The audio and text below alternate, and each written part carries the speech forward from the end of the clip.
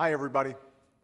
Every year around this time, American car companies start rolling out their newest, shiniest models, hoping to entice you into buying one. It's Detroit's chance to show you what they've been working on, the latest and greatest. And this year is no exception.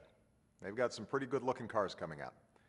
But something's different this time around, and it starts with the auto companies themselves. Just a few years ago, the auto industry wasn't just struggling, it was flatlining.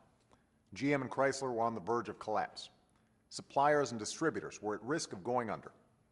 More than 1 million jobs across the country were on the line, and not just auto jobs, but the jobs of teachers, small business owners, and everyone in communities that depend on this great American industry. But we refused to throw in the towel and do nothing. We refused to let Detroit go bankrupt. I bet on American workers and American ingenuity, and 3 years later, that bet is paying off in a big way. Today, auto sales are the highest they've been in more than 4 years. GM is back. Ford and Chrysler are growing again. Together, our auto industry has created nearly 250,000 new jobs right here in America. And we're not just making more cars and trucks, we're making better ones. After 30 years of inaction, we raised fuel standards so that by the middle of the next decade, cars and light trucks will average almost 55 miles per gallon, nearly double what they get today.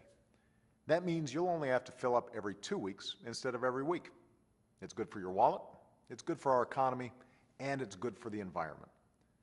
The technology that makes it happen will also help America stay on the cutting edge for decades to come.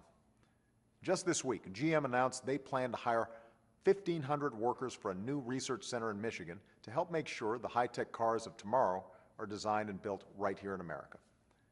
I've also signed new bipartisan trade agreements into law because I want to see more cars on the road in places like South Korea imported from Detroit and Toledo and Chicago. All of this is something the American people can and should be proud of. It's a reminder that when the American people put their mind to something, there's nothing we can't do. So the next time you see one of those brand new 2013 models on TV or on the lot, think about how far we've come together. Think about how, thanks to the hard work and can-do spirit of the American people, more of those cars and trucks are being manufactured by American workers at American companies in communities all across the country. And they're going to save you more money at the pump. That's what America's all about. When we get knocked down, we get back up.